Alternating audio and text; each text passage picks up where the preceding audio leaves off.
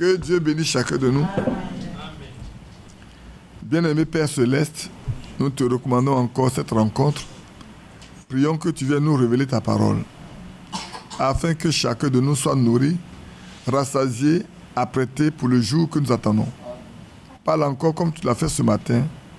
Instruis-nous. Et s'il y a des malheurs au milieu de nous, ou même ceux qui écoutent, fais grâce et miséricorde, étends ta main et délivre-les. Et conduis-nous maintenant dans la lecture de ta parole au nom de Jésus-Christ. Amen. Que Dieu nous bénisse. Le matin, poursuivant notre sujet, nous avons parlé de l'ordre dans l'Église avec le choix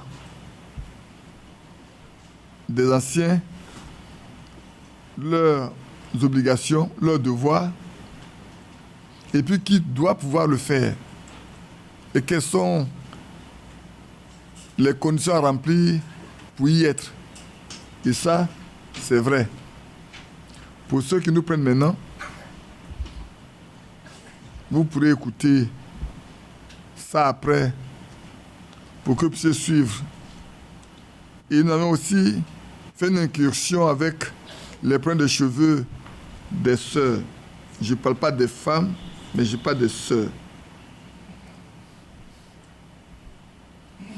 Des femmes peuvent faire ce qu'elles veulent de leurs cheveux, mais des croyants ne peuvent pas faire de leurs cheveux ce qu'elles veulent.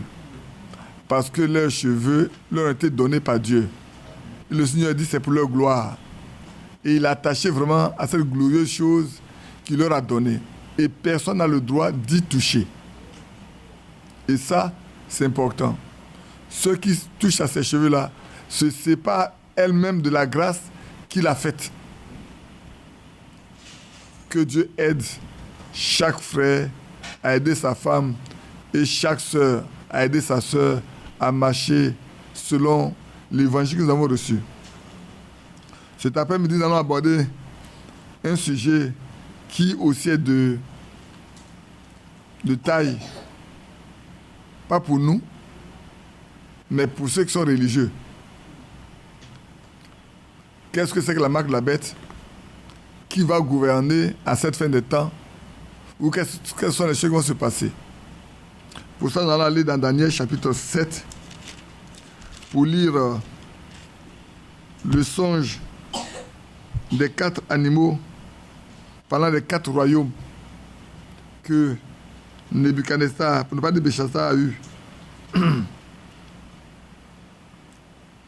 C'est Daniel qui a eu ce songe-là au temps de Béchassar, le roi de Babylone.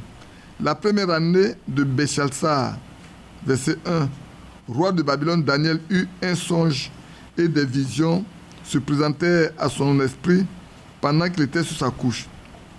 Ensuite, il écrivit le songe et raconta les principales choses. Daniel chapitre 7, à partir du verset 1, on ira jusqu'au verset 7. Daniel commença et dit: Je regardais pendant ma vision nocturne, et voici les 4 vents des cieux firent irruption sur la grande mer, et 4 grands animaux sortirent de la mer, différents les uns des autres. Le premier était semblable à un lion, et avait des ailes d'aigle. Je regardais jusqu'au moment où ses ailes furent arrachées. Il fut enlevé de terre et mis debout sur ses pieds comme un homme. Et un cœur d'homme lui fut donné. C'est le premier animal qui est le premier empire. Et voici un deuxième animal, était semblable à un ours, et se tenait sur un côté. Il avait 3 côtes dans la gueule, entre les dents. On lui disait: Lève-toi, mange beaucoup de chair. C'est le royaume perse, le premier était babylonien.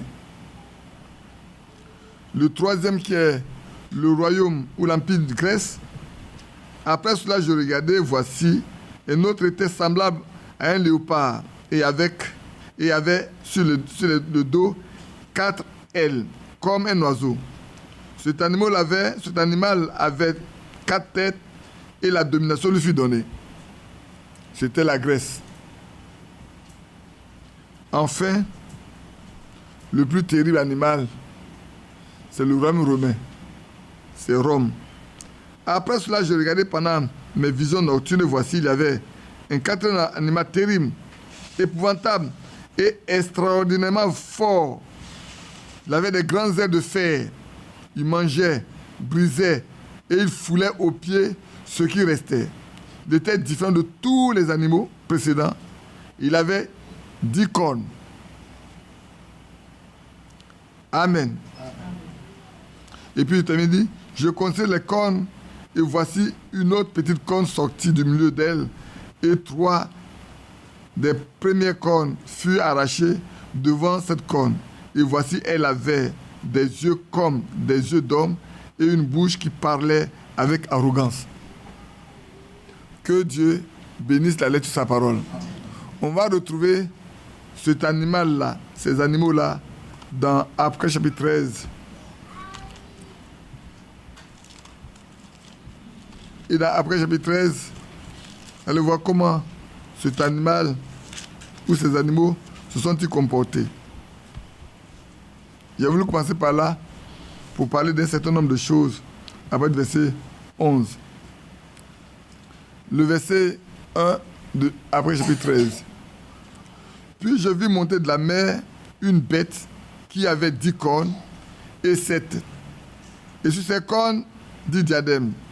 Et sur ses têtes, des noms de blasphème.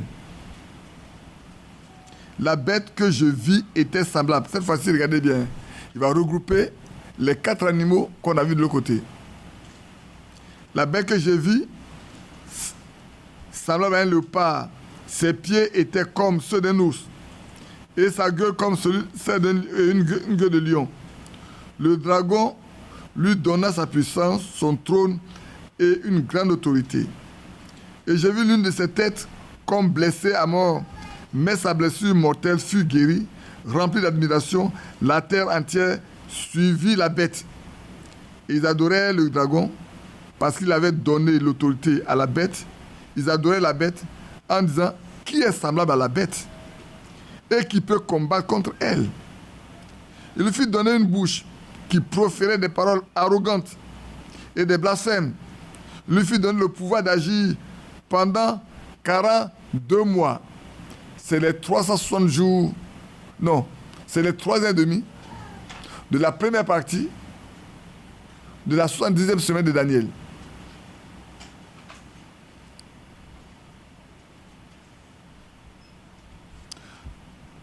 Sinon, que ce soit la deuxième partie. La deuxième partie de la première partie. La première partie, c'est le travail des 2 témoins d'Apocalypse 11 qui viennent pour annoncer l'évangile aux Juifs, aux 444 000. La deuxième partie, où il voudra se présenter comme être le Dieu et qui doit être adoré. C'est la deuxième partie. Il ouvrit sa bouche pour proférer des blasphèmes contre Dieu, pour blasphémer son nom, son tabernacle et ceux qui habitent dans le ciel. Il lui fit donc... C'est 13, hein? Après chapitre 13. Apocalypse chapitre 13, je suis au verset, je reprends, au verset 6. Et elle ouvrit sa bouche pour proférer des blasphèmes contre Dieu, pour blasphémer son nom, son tabernacle et ceux qui habitent dans le ciel. Il lui fut donné de faire la guerre aux saints et de les vaincre. Il lui fut donné autorité sur toute tribu, tout peuple, toute langue et toute nation.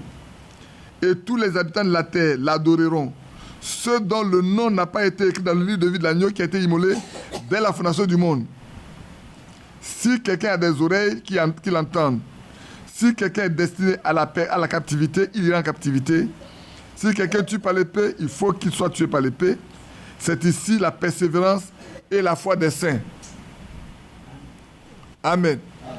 Quand vous lisez dans Apocalypse chapitre 12, vous verrez que quand la postérité de la femme a été enlevée, la descendance de la femme a été enlevée, le reste de la femme a été caché pendant 3 ans et demi. Et à la fin de 3 ans et demi, cet animal va apparaître, ce dragon va apparaître, ce méchant va apparaître pour persécuter, pour mettre à mort et les 144 000 et tous ceux qui ne sont pas partis, qui sont des vierges folles.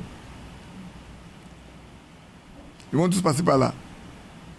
Parce qu'il va se proclamer lui-même Dieu. Il va aller s'asseoir dans le temple pour se faire passer pour Dieu. C'est pour ça qu'ils ne va pas le suivre. Mais la première phase, il va permettre que tout soit en paix. On construise ce temple-là que les Israéliens attendent pour adorer comme autrefois. Quand celui qui a le ministère d'Élie et lui qui a le ministère de Moïse seront là pour prêcher pendant 3h30, c'est ça seulement pour réunir les 144 000 juifs qui restent. Et c'est pour ça qu'en cela, comment on les appelle? C'est les témoins de Jéhovah? Oui. Les témoins de Jéhovah disent qu'il n'y a que 140 000 personnes voir le ciel qui sont... C'est pas ça du tout. Les 140 000, c'est les 144 000 qui sont issus des 12 tribus d'Israël. Ce n'est pas quelqu'un d'autre. La partie qui est importante, et ici vous devez voir déjà que c'est Rome. C'est l'Empire romain. C'est pour cela que dans la prédication de Frère Branham, il ne faut pas que je me trompe le titre. Oui. C'est le signe et le temps de l'ensemencement.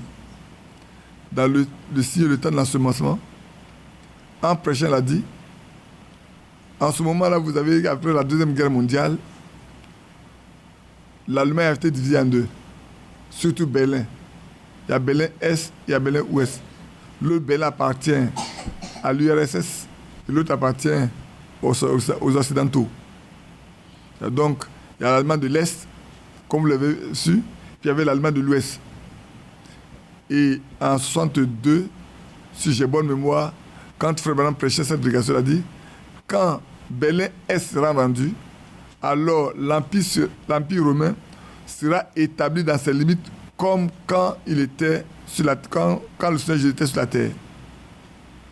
Et depuis 1989, quand cette barrière a été brisée, vous avez vu comment l'Europe unie s'est étalée à partir de l'Est, de l'Ouest jusqu'à l'Est. C'est ce qui fait même la guerre aujourd'hui avec l'Ukraine.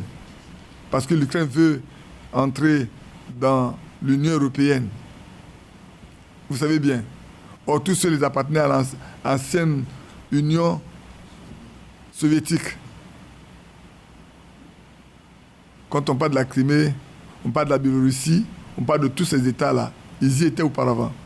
Où ils sont sortis, c'est après la déchirure qui a eu lieu en 1989. Où les catholiques se sont unis à les Américains pour dépecer l'Union soviétique, pour briser sa force. Et aujourd'hui, ça se retourne. Nous ne savons pas jusqu'où ça ira, mais nous regardons cela se dessiner, se proférer. Ce matin, je regardais une chose où on me montrait le dernier avion que l'Amérique, un avion de guerre que l'Amérique a conçu, qui peut résister à une attaque nucléaire. Et depuis 30 ans, ils ont mis 30 ans pour construire cet avion de guerre. Ils vont certainement les mettre en circulation à partir de 2023. Nous ne savons pas où nous allons, mais ce qui est certain, la Troisième Guerre mondiale n'est pas pour nous. Amen. Parce que nous devons vivre, manifester Christ, voir le réveil de l'époux se manifester, partir de l'enlèvement. Si après ils veulent se battre, ils vont se battre. Mais ce n'est pas avec nous. Maintenant, on va parler, on a parlé de la première bête, qui est l'Empire romain. Ce qu'on a lu du verset 1 au verset 8, c'est l'Empire romain qui est en train de reprendre des couleurs. Vous savez bien qu'à un moment donné, quand le Seigneur venait sur la terre, c'était l'Empire romain qui gouvernait, non? Depuis un temps, l'Empire romain n'a plus gouverné. C'est faux. C'était les nations, c'était les républiques. L'Empire romain n'a plus existé. Et c'est pour ça que Frère Branham nous dit qu'il ne peut pas avoir deux grands empires sur terre. L'empire que le Seigneur vient trouver sur la terre, ce n'est rien d'autre que l'Empire romain. Aujourd'hui, l'Amérique fait figure de proue parmi toutes les nations, la nation la plus puissante, économiquement et militairement. C'est vrai. Et pourquoi est-ce que l'Amérique est devenue puissante? Parce qu'après la Deuxième Guerre mondiale, l'Europe totalement était déchirée. Il n'y a plus rien du tout. Avant, la monnaie qui était un signe de puissance était adossée à l'or. On compare les puissants royaumes par leur monnaie attachée à l'or. C'est pour ça que les pays comme l'Espagne, avant, qui avaient des grands, comment je peux appeler ça? Ils avaient des œuvres d'or parce qu'ils avaient beaucoup de pays qui sont les... Comment? Hein? Des colonies. Leurs colonies avaient beaucoup d'or. Pour eux, ils ont pensé que amasser beaucoup d'or était signe de richesse. Mais ils ont oublié que quand tu as ton canari plein et que chaque jour tu puies dans ton canari et que rien ne vienne tomber dedans, à la fin ton canari va être vide. C'est pour ça qu'ils sont devenus le pays le plus pauvre, parce que l'Angleterre, qui n'avait rien du tout, avait commencé à construire, là je fais de l'économie là, avait commencé à construire des usines. Et comme l'Espagne avait besoin de vivre, il avait besoin d'aller acheter. Donc chaque fois, quand ils ont payé avec leur monnaie et que la monnaie ne valait plus rien, il fallait payer avec de l'or. Ils ont payé avec de l'or jusqu'à ce que leur or soit épuisé. L'Amérique, sachant cela, a fait une chose. Il a déconnecté la monnaie de l'or. Et donc, désormais, on a établi le dollar comme la monnaie la plus puissante pour acheter tout ce que tu veux dans le monde. Donc, c'est devenu une monnaie de puissance, de domination. Non de puissance, mais de domination. Donc, l'Amérique a décidé, avec sa monnaie, de dominer le monde entier. C'est pour ça que tout le commerce international ne se fait pas avec quoi que ce soit d'autre, c'est la monnaie américaine, le dollar. Même nos cacao sont ainsi. Nos cafés, nos bois, tout est vendu en dollars. Tout. Dans tous les pays. Et aujourd'hui, c'est une grande bataille parce que les BRICS, qui sont qui? Le la Russie, l'Inde, non, j'ai dit le Brésil. B, c'est le Brésil. R, c'est la Russie. I, c'est l'Inde. BRICS, le C, c'est la Chine. Le S, c'est South Africa, l'Afrique du Sud. Ces pays-là ont décidé aujourd'hui de faire autrement, de créer une monnaie parallèle pour ne plus que tout soit payé en dollars. C'est pour ça que désormais, les Chinois veulent que leurs biens soient payés en yuan. Et la Russie s'est demandé que son pétrole et tout soit payé en roubles. Du coup, ils veulent créer une monnaie parallèle pour que la monnaie de domination disparaisse. Réussiront-ils vont-ils pas réussir? Kadhafi a payé le prix. Kadhafi avait voulu créer une monnaie africaine. Les États-Unis d'Afrique. Il voulait que les États-Unis d'Afrique avec une monnaie, laissant la domination du FMI tomber. Il voulait créer un truc par là au FMI. Il en a payé le prix. Parce que les Américains n'auraient jamais accepté l'Europe. Que l'Afrique se détache d'eux parce que toutes les ressources viennent de l'Afrique. Bref, j'ai dit ces choses pour nous montrer jusqu'où nous allons. Et dans la vision que Frère Branham a eue en 1933, il y a eu une destruction de la partie ouest américaine. Vous savez bien que quand il s'est retourné, il a dit c'est comme un bûcher, le feu a pris partout et tout fumait simplement. Qui va faire ça? Personne ne le sait aujourd'hui. Est-ce la Russie? Est-ce quelqu'un d'autre? Est-ce de chez eux que ça va arriver? Personne ne le sait. Mais quand le Seigneur venait sur la terre, il n'y avait pas deux puissances, il n'y avait qu'une seule puissance, c'est la puissance purement romaine qui existait.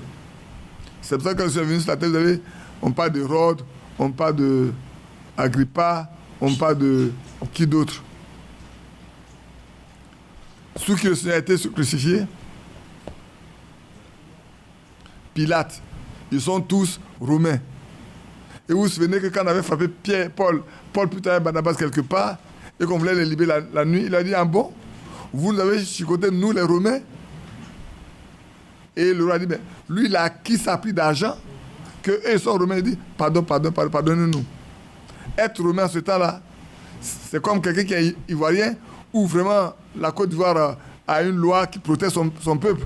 Allez-y au Gabon et faites des histoires avec un Gabonais, vous allez savoir ce que c'est qu'être étranger dans le pays. Le Gabon au Gabonais. Tu ne peux pas aller au tribunal avec un Gabonais et puis avoir raison. Tu ne peux pas aller au tribunal avec un Camerounais et puis avoir raison. Ça n'existe pas dans les pays d'Afrique centrale. Ça n'existe pas. Donc ici, en arrivant au verset 11, on va le lire. Puis je vis monter. Ici, quand on a lu, laisse-moi regarder une chose tout de suite que je lisais.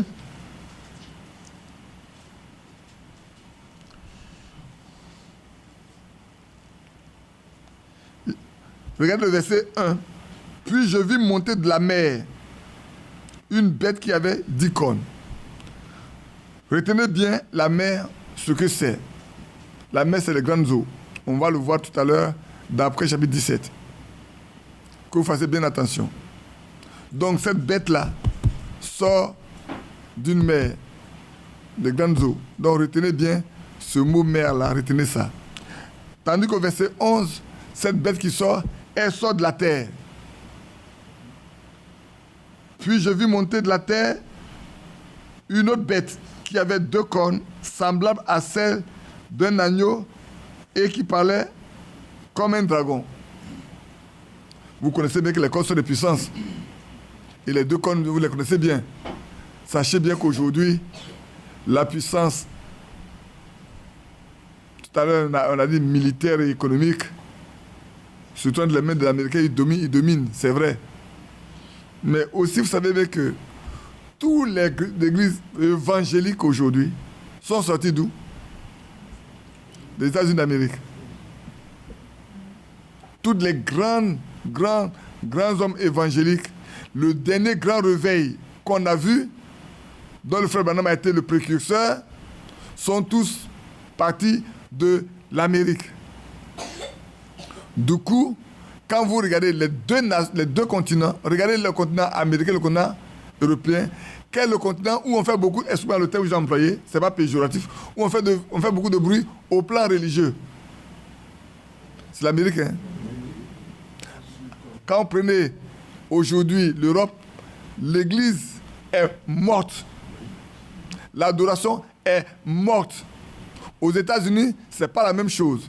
Vous avez des grandes télévisions qui parlent des évangélistes télévisuels.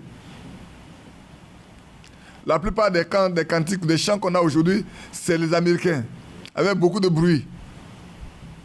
Donc c'est un pays qui reste encore très, très religieux, bien protégé, parce que là-bas la liberté de religion est permise. Même quand on partait en Europe, on parle de la religion, même l'Église catholique n'est même pas visible avec tous les scandales qu'aujourd'hui on voit aujourd'hui, où les catholiques sont brisés, ils sont déçus de voir que les prêtres, les évêques, tous, ils sont dans la pédophilie, ils sont dans l'homosexualité, ils ont créé beaucoup de dégâts et Rome avait caché depuis des années. Tout dernièrement, il y a un qui était curé, il avait violé une petite fille et c'est maintenant qu'il a fait d'en parler. Il en avait parlé, les gens ont caché, c'est maintenant ça sort. Donc ça crée des scandales partout. On ne dira pas que dans les mouvements évangéliques, il n'y a pas de scandale, mais on sait bien les cacher. Donc si on a une bête qui sort de la terre, qui a 2 cornes, qui parle comme un dragon, elle exerçait toute l'autorité de la première bête en sa présence. Et elle obligeait la terre et ses habitants à adorer la première bête. Celle qui est venue de la terre est la deuxième bête, l'autre la première bête. Et celle qui est la deuxième bête oblige toute la terre à adorer la première bête. Parce qu'aujourd'hui, frère, quand vous voyez quelqu'un qui veut aller apprendre, ça, regardez maintenant les religieux là, hein. Prenez les religieux, tout ce qui se passe dans nos pays africains. Quand les gens veulent grandir Je ne parle pas spirituellement. Religieusement. Où ils vont se faire former, c'est aux États-Unis d'Amérique. Tous les prédicateurs, tous les bishops, tous les prophètes, tous les apôtres, ils vont tous se faire former aux États-Unis. Ils reviennent avec beaucoup d'argent. Ils deviennent très puissants. Je me souviens, il y a un jeune homme qui est mort maintenant. Un jeune Burkinabé que Mathias avait envoyé chez moi à 2h du matin quand j'étais à Marcory, qui venait de voir que le baptême au nom de Jésus est le baptême qu'il faut et qui ne voulait pas laisser passer le jour. Au point où ils n'ont pas pu manger, ils sont venus me trouver. J'ai tout fait pour dissuader ce jeune homme. Afin qu'on attende le lendemain pour aller le baptiser, il n'a pas voulu. On a dû aller la nuit là. Je me suis changé, porté mon habit, prendre la voiture. On est parti à Nmabo, à la lagune là, pour le baptiser, avant de venir à 2h du matin pour se reposer. Mais c'est un garçon qui était très craint dans les religions. Parce que quand il arrive chez toi, ou qu'il arrive dans une église, il peut retracer tout ce que les gens ont fait. Au point où tous les pasteurs, quoi qu'ils aiment bien, ils aiment bien le recevoir, mais ils ont aussi peur que quand il arrive, il ne vienne dévoiler toutes les mauvaises choses qui sont faites. Alors, ce jeune homme qui a été baptisé est venu chez nous, il a assisté à des cultes avec nous, et puis après il a dit, mais vous là même là-haut, on sait que vous dites la vérité, vous aimez Dieu, mais on dit que vous voulez vous asseoir même à la place de Dieu. Et puis comme c'est des gens qui veulent avoir beaucoup de pouvoir, un jour il y a eu une formation, des Américains sont venus ici pour les former, pour qu'ils soient plus puissants, plus forts.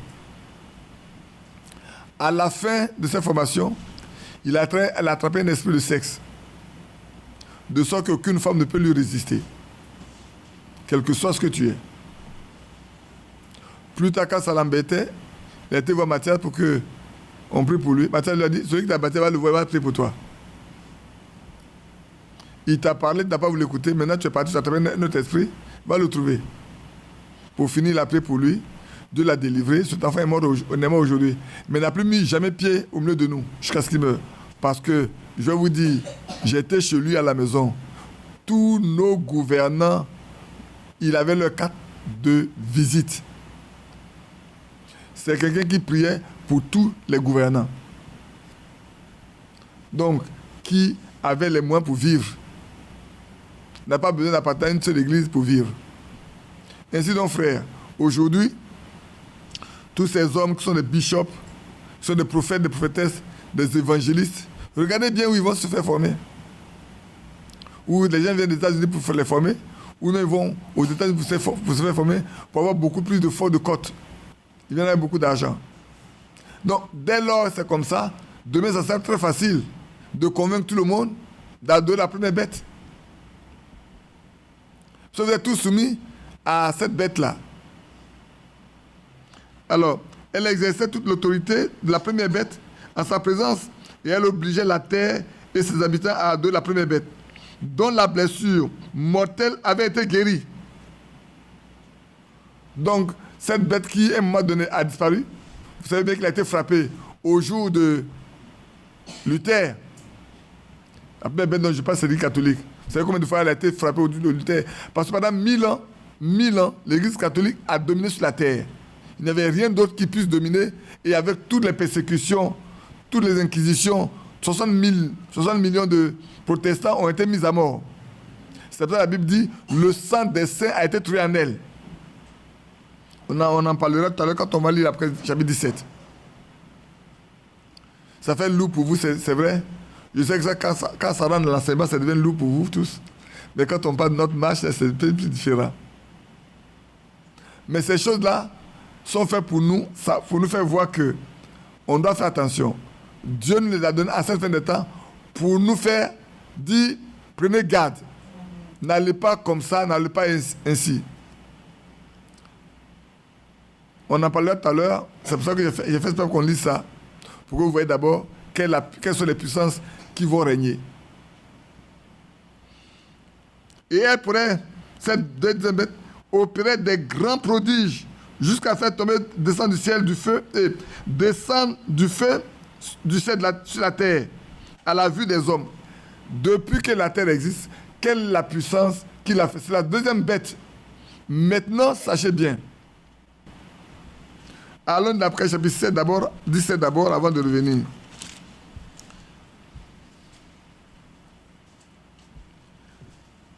Dans Apocalypse chapitre 17, le verset 1. Puis un des 7 anges qui tenait les 7 coupes vint et il m'adressa la parole en disant, viens, je te montrerai le jugement de la grande prostituée qui est assise sur les grandes eaux. Au verset qu'il dit, il me dit, les eaux que tu as vues, sur lesquelles la prostituée est assise, ce sont les peuples, des foules, des nations et des langues. Vous lisez là-dessus, vous voyez les 10 cornes que tu as vues de la bête, haïront la prostituée, la dépouilleront, la mettront à nu. Elles mangeront sa chair et la consumeront par le feu. En d'autres termes, on sait bien qu'il a été dit que Rome va être consumée par le feu, va être détruit. Ne vous en faites pas. Les Russes vont bien se venger sur les catholiques plus tard.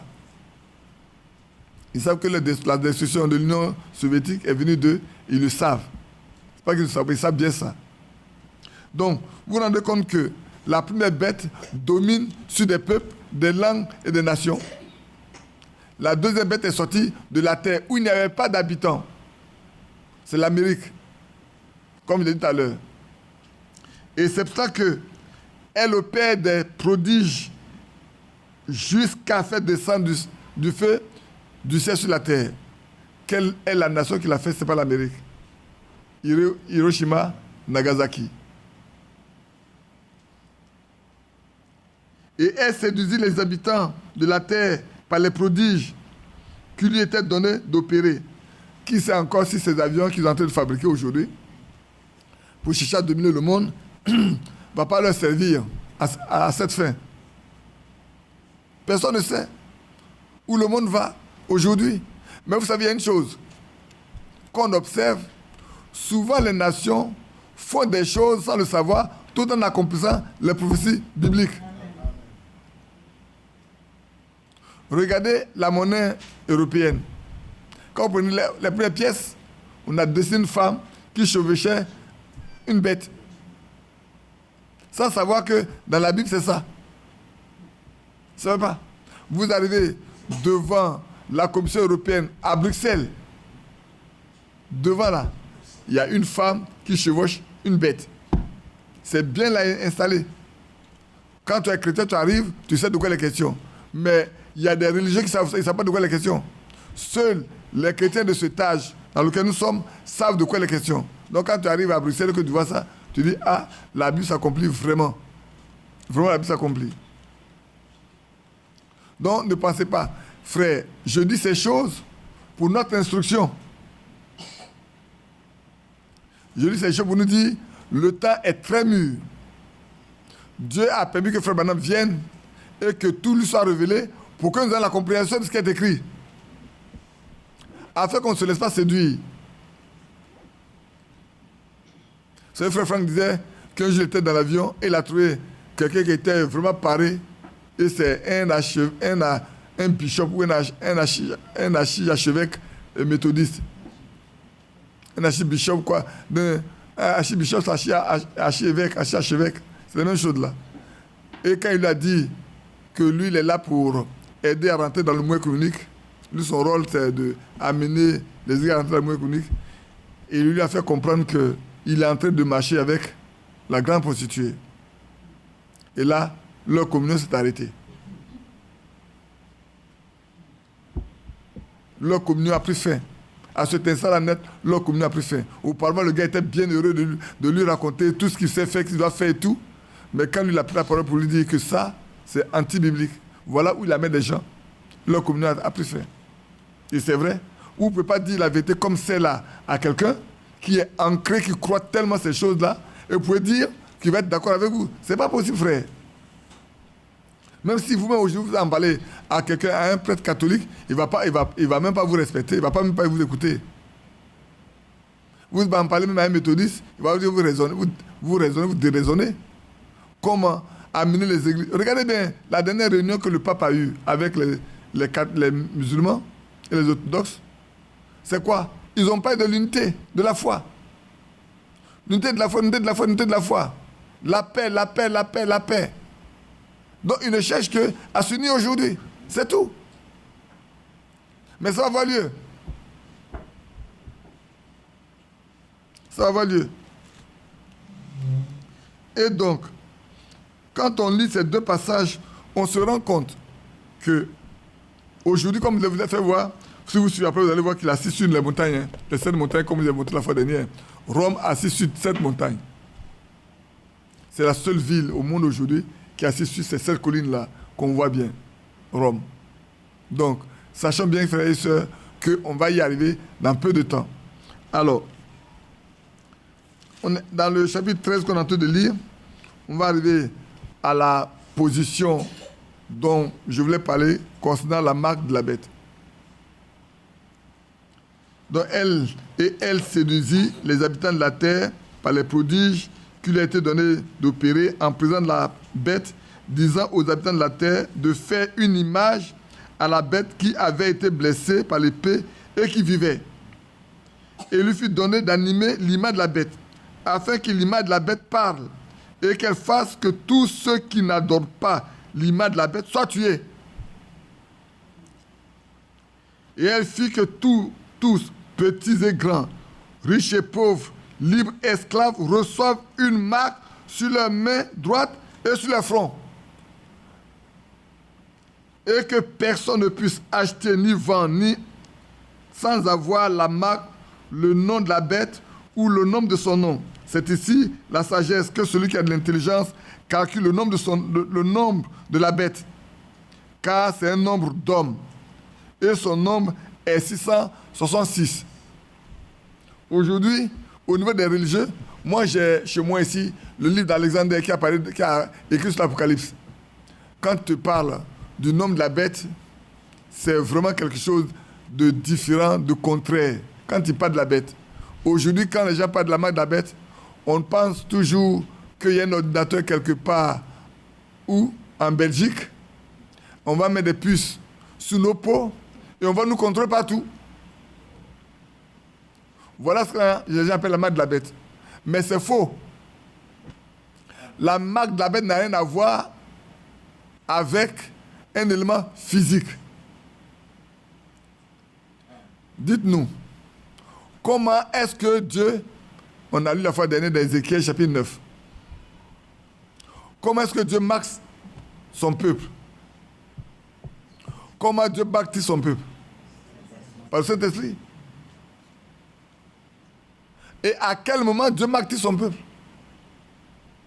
C'est quand ces personnes ont entendu la parole, qui l'ont accepté dans leur cœur et qui veulent marcher avec, que Dieu les marque de son sceau. Donc, Dieu nous donne son esprit pour nous sceller. Comme c'est écrit dans Éphésiens chapitre 1. Nous sommes scellés par le Saint-Esprit qui est de Dieu. Est-ce qu'on voit ça sur notre front? Quand quelqu'un est scellé par le Saint-Esprit, qu'est-ce qu'il fait? Il prend les décisions pour marcher avec Dieu. Pour n'accomplir que ce que Dieu décide. Il ne peut pas se retrancher, se rétracter sur les choses de Dieu. Depuis que Paul a quitté le pharisaïsme et qu'il y a eu le Saint-Esprit, Paul a pris des décisions pour marcher uniquement avec le Dieu de ses pères. Amen. Toutes les décisions qu'il a prises, c'est d'amener les hommes à croire le Dieu d'Abraham, d'Isaac et de Jacob. Il a été scellé. Pierre scellé a pu s'opposer carrément au Sanhédrin. C'est faux. Ainsi, il va en être de la même avec la bête. La marque de la bête n'est pas physique. Ils vont accepter de marcher avec les doctrines catholiques. Ils vont accepter de marcher avec tout ce qui est anti-biblique. Et alors, seulement, ils vont décider ensuite d'opérer toutes les décisions qui vont être prises là. Il n'y a rien d'autre qui va se faire. C'est pour ça qu'aujourd'hui, il y en a même qui sont sous la marque de la bête sans savoir qu'ils sont sous la marque de la bête. Il y en a qui ont mis des décisions de dire, il y en a qui disent, moi je suis catholique, je vais mourir catholique. Moi je suis protestant méthodiste, même protestant méthodiste. Mais quand on parle de l'image de la bête, c'est quoi? C'est le Conseil mondial des églises. C'est le Conseil mondial des églises. Le mouvement c'est le Conseil mondial des églises qui est l'image de la bête. Et la plus grande partie de ce mouvement-là viendra des États-Unis d'Amérique. Frère Branham, de son vivant, en a parlé à leur réunion, leur a dit, ça, c'est la plus grande tricherie. C'est la plus grande erreur. Si vous allez là-dedans, vous allez perdre le peuple de Dieu. Vous allez contre la parole de Dieu. Parce que c'est une chose qui va aller contre Dieu. C'est écrit ici. Qu'est-ce qu'on a dit à la fin? C'est seulement ceux dont le nom n'est pas écrit dans le livre de vie de l'agneau qui vont adorer cette image-là. C'est eux seuls. Vous qui, frères, c'est pour ça que c'est important que nous sachions. Si Dieu a voulu que cela soit révélé, c'est pour nous mettre à part. Pour que quand on dira, oui frère, nous sommes tous des frères en Christ, nous devons nous mettre ensemble pour adorer, pour qu'il y ait la paix sur la terre, nous on dira non. Et on doit dire non. On va le dire, c'est antichrist. C'est pas biblique. C'est écrit d'après chapitre 13 et aller après chapitre 17. C'est à cela qu'on saura que, frère, nous sommes contre tout ce qui est religieux. Alors, on va dire, qui sont ces gens-là? De quel pouvoir sont-ils? Comment eux s'opposent à ce grand mouvement? Et frère, à ce moment-là, vous savez de même qu'ils ont persécuté sans réfléchir. Ils vont persécuter. Il y aura une persécution de l'Église épouse avant l'enlèvement. Ça, nous devons savoir. Il va y avoir une persécution qui va unir. Tout ce qui vient de l'intérieur divise, mais ce qui vient de l'extérieur contre unit. Et cela va unir les frères et les sœurs au point où ce qui s'est passé dans Acte 3 va se passer au milieu de nous. Personne ne dira c'est bien lui son en propre. On sera un cœur, on sera une âme, on partagera même le petit morceau que tu as, même si tu n'as pas mangé pendant 2 jours que ton frère arrive, vous allez pouvoir partager ça ensemble. Amen. Et le Seigneur nous protégera jusqu'à ce que l'enlèvement ait lieu. Et il y aura une manifestation des fils de Dieu.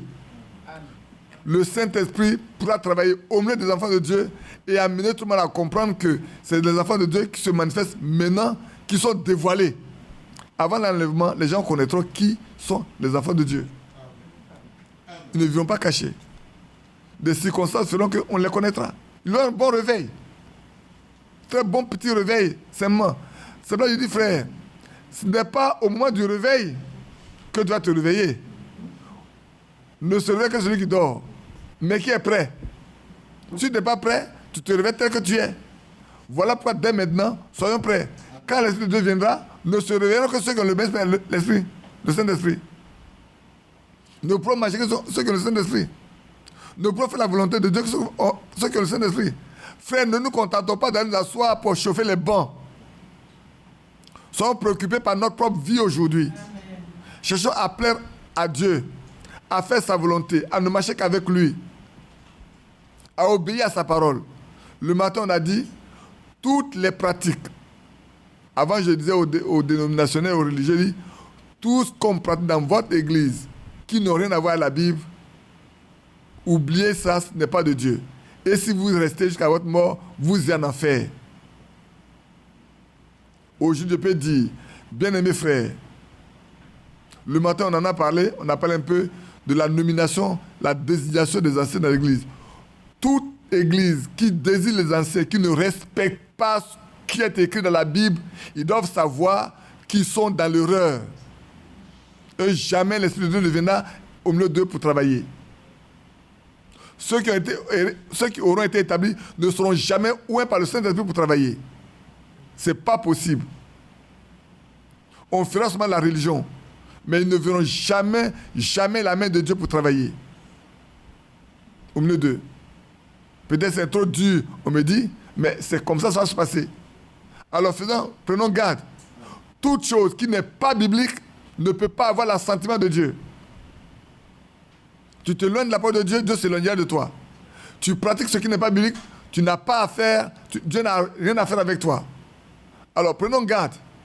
Le matin, je disais, comme j'ai lu, il ne peut avoir de consécration ou de désignation d'anciens que par les apôtres et ce que les apôtres désignent. Alors qui est apôtre ici en Côte d'Ivoire? Qui se déclare et qui nous disent quand Dieu a fait de lui un apôtre? pour qu'ils puissent établir les églises, bâtir les doctrines, quand nous tous nous sommes presque tremblants. On n'est même pas unis sur les principales doctrines. Les doctrines fondamentales, là, on n'est pas unis. Il n'y a pas d'unité sur les principales doctrines. On tire à gauche et on tire à droite. C'est la preuve qu'il y a un problème. Parce que là où il y a des disputes, l'Esprit de Dieu n'existe pas. Là où il y a des disputes, l'Esprit de Dieu n'existe pas. Dites-moi, regardez l'apôtre Paul qui est venu très tard par rapport à Pierre et à Jean et à Jacques. Quand ils se sont rencontrés 14 ans après à Jérusalem, qu'est-ce qui s'est passé? Ils ont reconnu que ce que Paul fait là, c'est Dieu qui lui a donné. Et Paul a reconnu également que Pierre a été établi pour les circoncis et que lui il a été établi pour les incirconcis. Et ils lui ont donné la main d'association afin que lui parte vers les nations et eux vers les circoncis. Il n'y a pas eu de division entre eux. Au point où quand Pierre est venu à Antioche, eux qui s'est mal conduit, qu'est-ce qu'il a fait? Paul a repris. Il dit, mais toi qui es juif, comment tu veux que les gens judaïsent si tu te comportes comme un hypocrite? Il dit même Tite qui était là a été attiré dans le piège. Il a repris Paul, il a repris Pierre. Pierre n'a pas fait d'histoire. C'était aujourd'hui. On a dit, mais toi, Paul qui est venu 14 ans ou 15 ans ou 20 après nous, qu'est-ce que tu viens d'apprendre? Assois-toi en pieds, on va t'apprendre. Nous, on a été à le mettre. On a mangé à le mettre. On était sur la montagne de la transfiguration avec lui. On a entendu la voix du Seigneur pour lui parler. Mais Paul va le dire. Moi, sur la rue de Damas, je l'ai vu. Il m'a aussi parlé.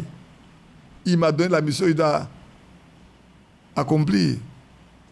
Autant vous avez été avec lui physiquement et que vous êtes avec lui maintenant spirituellement, autant nous sommes ensemble.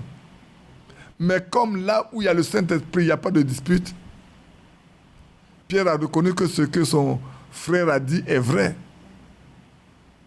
Aujourd'hui, lève-toi, va parler à un aîné s'il va t'écouter. Va poser des questions claires et précises s'il va vouloir même entendre. Dès lors qu'il est responsable dans une église, toi, on t'enseigne que quoi? Anne lui disait quoi?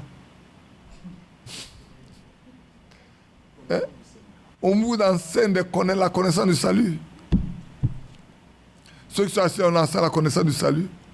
Et c'est eux qui vont vouloir parler. Voilà celui qui a parlé devant son beau-frère, Anouma lui. Il a pris la nièce d'Anouma lui et puis ça va parler contre son beau-frère devant lui. Voilà comment elle a raisonné. Mais Vincent, mais c'est ton beau-frère, c'est ton oncle, ton bel-oncle. Parce que tu es dans l'église aujourd'hui, tu as même pris sa fille et tu ne le respectes pas. Voilà ce qu'on allait dire. Vincent, tais-toi. Vincent, tais-toi, pardon. Faut t'asseoir. Faut te taire. Assois-toi. Voilà comment dans la religion on se conduit. Voilà comment on se combat dans la religion. Et il n'y a pas de vie de Dieu qui accompagne cela. Bien-aimés, que Dieu nous aide. Amen. Ainsi donc, aujourd'hui, peut-être je pourrais lire beaucoup de passages bibliques, mais c'est vrai. Comme je vous ai déjà dit, Éphésiens chapitre 4, dit, nous avons été scellés pour le jour de la rédemption. On ne verra jamais un signe sur le front de quelqu'un, comme un signe particulier pour dire que celui-là est chrétien, celui-là n'est pas chrétien. Même là qu'on est là où on est, si quelqu'un a le Saint-Esprit, il n'y a pas de différence sur son front avec quelqu'un qui n'a pas le Saint-Esprit. On ne le voit pas. C'est faux. Et nos manières d'exécuter la parole de Dieu vont être différentes. Ça, c'est vrai. Nos manières de croire vont être différentes. Dans la pratique, notre vie va montrer qui nous sommes. Bien-aimés frères, si vous voulez voir quelqu'un a le Saint-Esprit, il y a un seul moyen. Il n'y a pas deux. C'est lequel? Le moyen, c'est lequel? Le fruit de l'Esprit. Il doit porter le fruit de l'Esprit. Pour chaque saison. Alors, dans Psaume chapitre 1, il porte ses fruits en sa saison. À chaque saison, le fruit doit être porté. Le fruit de l'Esprit doit être porté. C'est pas parce qu'il danse beaucoup, il prêche bien, il chante bien. Non. Est-ce qu'il vit comme doit vivre un chrétien, selon le fruit de l'esprit? A-t-il l'amour, la bienveillance, la joie, la paix, la longanimité, la patience, la douceur? A-t-il cela? Ou c'est quelqu'un qui est toujours en colère, méchant, insultant, méprisant les autres? Parce qu'aujourd'hui, c'est ça qui est le plus caractérisé. Et aujourd'hui, on a une autre manière de faire, hein, avec le message, oh, aimons-nous seulement. Oh, seulement l'amour. Hein? Frère, aimons-nous. Mais qu'est-ce qu'on entend par aimer? Le mot aimer, il avait dit quoi même? Dans ce cas, le mot aimer veut dire quoi? Moi, je ne comprends pas. Il n'y a pas l'amour sans la vérité. L'amour est correctif. Un père qui aime son enfant ne peut pas laisser l'enfant faire des bêtises sans le corriger. Même si aujourd'hui on met des lois en place pour empêcher de corriger les enfants. Je me souviens, Vincent disait quelque chose, l'un de ses anciens patrons où il avait travaillé en Belgique, lui corrigeait son fils. Il a dit, mais on dit de ne pas corriger l'enfant. Il dit, mais moi je corrige mon fils, c'est comme ça que mon père m'a éduqué. Et je ne vais pas laisser mon enfant dans la rue pour devenir un enfant de rue. C'est un blanc, hein, c'est pas un noir. Et encore en Belgique. Voilà. Donc, comprenez que parmi toutes ces doctrines-là, les grands types de ces pays-là, ils éduquent les enfants. Ils les élèvent avec la rigueur. C'est les autres seulement qui laissent les enfants dans la rue. J'étais un jour en France, je passais là, à Paris, et je voyais des jeunes gens, des petits Français. Peut-être là où choqué ce que j'ai pensé. J'ai dit, un jour, ceux-ci vont venir gouverner l'Afrique. Tu les vois assis là, des vauriens, des petits bandits. Un jour, on va leur dire, ils n'ont qu'à aller gouverner l'Afrique. Comme si on n'est pas assez intelligents nous-mêmes. Mais c'est comme ça qu'on est devenu. Que Dieu aide l'Afrique. Donc frère, ici, la marque de la bête est de nature spirituelle. Le front indique une décision à prendre. La main indique l'action qui doit accompagner la décision qu'on a prise. Et le moyen qu'ils vont être utilisés, c'est le Conseil mondial des églises. Le moyen qui va être utilisé pour amener tout le monde à agir comme ça, c'est le Conseil mondial des églises. Donc, toutes les églises dénominationnelles qui ne connaissent pas Dieu vont rentrer tous dans le mouvement œcuménique, dans le Conseil mondial des églises. Aujourd'hui, en Côte d'Ivoire, je pense qu'il y a un conseil, non, pour les églises, non, où les pasteurs doivent aller prendre leur carte. Il faut aller prendre. Un jour viendra, on va nous demander où sont nos cartes.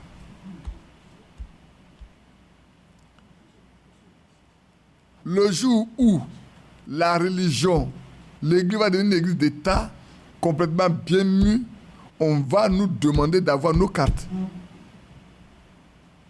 Sachez-le. Si on vit encore longtemps, on le verra. Mais on nous le demandera. Parce que ça va s'imposer. Quand le Conseil mondial des églises va vraiment commencer à acter, à travailler, frère, on le demandera. C'est là où on verra ceux qui sont peureux, ceux qui sont religieux et ceux qui ont le Saint-Esprit. C'est ce jour-là qu'on verra. Parce que ceux qui n'ont pas le Saint-Esprit, mais après tout, c'est pour pouvoir fonctionner. L'argument qu'on va donner, c'est pour pouvoir fonctionner, c'est pour qu'on puisse... Est-ce qu'actuellement là, on n'a pas demandé les récépissés de l'État? Vous comprenez bien ce que j'ai dit? Aujourd'hui, pour fonctionner, il ne faut pas les récépissés de l'État. Quand tu parles de récépissés de l'État, il n'y a pas de contrainte. Il n'y a rien. Mais l'autre, tu vas avoir une contrainte. Tu vas fonctionner, mais sous des directives bien précises. Tu vas fonctionner librement. Aujourd'hui, tu es une église indépendante, libre. Vous savez, la première fois où il m'a été donné d'aller demander de déposer le dossier pour avoir le récépissé de l'État, j'avais affaire à celui qui était le responsable du culte, que j'ai rencontré personnellement au ministère de l'Intérieur. En ce temps, on avait écrit « Assemblée des chrétiens libres ».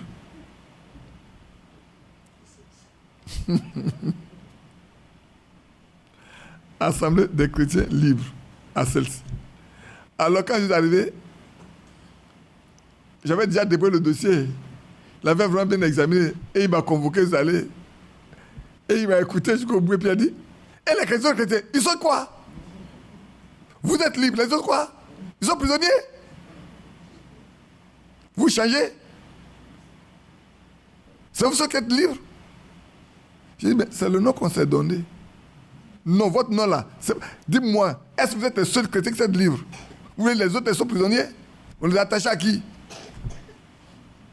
Votre frère a ramassé son papier et il est sorti du bureau. Et quand ils sont arrivés, le vendredi soir, il dit, frère, excusez-moi, je suis allé au ministère de l'Intérieur, voilà l'opposition auquel j'ai fait face aujourd'hui.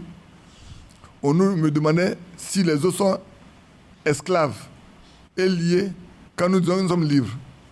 Donc, excusez, changeons de nom. Et Messie là, c'est comme ça va venir le mot Messie. Hein? Église évangélique du message là, c'est comme ça va venir. Alors, comme on n'est pas tous dans le même lieu, on va demander, là je fais un peu d'histoire, à ceux qui sont jeunes qui ne connaissent rien. Il faut qu'ils apprennent. Alors, on va demander à ceux qui étaient à Yopougon de nous proposer un nom. Tous les frères qui habitaient à Yopougon, ils étaient à Yopougon Kouté. Proposez-nous un nom. C'est ainsi que le dimanche qui suit, nous avons proposé Église du message évangélique de Côte d'Ivoire et Messie. Et puis on a adopté, on a fait les papiers, on a été déposés. Et puis ils ont mené leur enquête de... Comment on appelle ça? Comment? Non, enquête de moralité, oui. Ils ont mené leur enquête de moralité. Vous savez où il y a près de la douane là, le bureau de la police qui est près de la douane. On nous a convoqués là-bas pour aller prendre nos empreintes. La sûreté là-bas nous a pris nos empreintes. Et c'est après cela qu'on nous a donné le récépissé pour dire bon, ben, qu'on peut maintenant fonctionner librement. Au début, on voulait faire souvent pour Abidjan. Et c'est eux qui nous ont dit, mais est-ce que vous n'avez pas d'autres frères qui sont à l'intérieur du pays, croyant la même chose que vous? On leur a dit si, donc de faire la liste de tous les frères. Je vais vous dire la vérité, en ce temps-là, beaucoup ne voulaient même pas de ça. Pour eux, c'est le signe de la dénomination. On leur a dit, frère, le papier qu'on avait fait, le premier papier où on a mis l'Assemblée des chrétiens libres a été fait dans ma maison. C'est Bédi et moi, Bédi Tanissa, c'est moi aujourd'hui, c'est lui et moi qui avons fait le papier. On a eu recours au papier de frère Barillier et recours à ceux de frère Franck. C'est les deux mises ensemble qui nous ont permis de faire cet élément-là. Et on a fait vraiment sommaire, très sommaire. Pour nous, c'est purement un truc administratif. On ne pensait pas que des gens allaient s'asseoir dessus pour devenir des patrons. De sorte qu'aujourd'hui, on est devenu très, très, très prudent. En ce temps, on était prudent. Pour mettre le président, on était prudent. Or, notre prudence nous a mis dans l'erreur. Oui. Notre prudence, grande prudence nous a mis dans l'erreur. Parce qu'il y a quelqu'un qui était au milieu de nous qui ne parlait pas du tout. Dans des situations, il ne bronchait pas. Dans des problèmes, il ne disait rien. On a dit, bon, c'est le plus calme, le plus doux, le plus simple. Mettons son nom comme président, on aura moins de problèmes. Plus tard, il nous a dit, c'est parce que vous ne le connaissez pas. Il nous l'a dit. Quand le professeur nous a dit, il ne me connaissait pas. Le chat qui était là en bas, c'était un chat, c'était une panthère. Je le dis, j'assume. Vous ne me connaissez pas. Celui qui a dit qu'on vous enseigne les comment, hein? La connaissance du salut. On vous enseigne la connaissance du salut. C'est Badi qui pense que le Seigneur va venir demain, mais tout son siècle l'enlèvement va avoir lieu. Et que Dieu peut faire un peu du coq à l'âne. Mais il a dit ça à la chair, non? Oui. Et tout cela, hein, c'était enregistré. Je ne vous raconte pas des histoires. Pour ceux qui sont venus nouvellement, c'est pour eux qui est difficile. Mais je vous raconte des choses qui ont été connues en 2007, tranquillement. 2007-2022, ça fait déjà 15 ans, c'est vrai. 15 ans passés. Il y en a qui ont vieilli, il y en a qui sont plus là. Mais c'est comme ça qu'ils se sont passés, frères et sœurs. Donc, revenons un peu en arrière. Continuons notre élément. Notre appartenance religieuse va nous permettre d'avoir droit à beaucoup de choses. Ou à ne rien avoir. On a lu tout à l'heure, non, ici, là, j'ai lu verset 14, il dit, et elle séduisit les habitants de la terre par les prodiges qui lui étaient donnés d'opérer en présence de la bête, disant aux habitants de la terre de faire une image à la bête qui avait été blessée par l'épée et qui vivait. Il a été donné d'animer l'image de la bête afin que l'image de la bête parle et qu'elle fasse que tous ceux qui n'adoraient pas l'image de la bête soient tués. Et elle fit que tous les grands, tous les petits, tous les riches, tous les pauvres reçoivent une marque de la main, de sorte que personne ne puisse acheter ni vendre sans avoir la marque, le nom de la bête ou le nom de son nom. Si tu n'as pas la bête, tu n'as pas d'abord le nom, tu n'as pas la marque et tu n'as pas le nom de son nom, et c'est pour ça que les gens disent qu'il va y avoir une puce électronique quelque part pour t'identifier. C'est faux. Qu'est-ce que tu as? Ah, pour dormir, maintenant il a des problèmes pour se lever. Lève-toi pour le prendre. Et il a des problèmes là.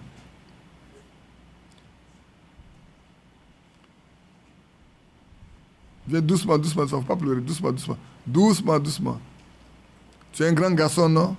Courage.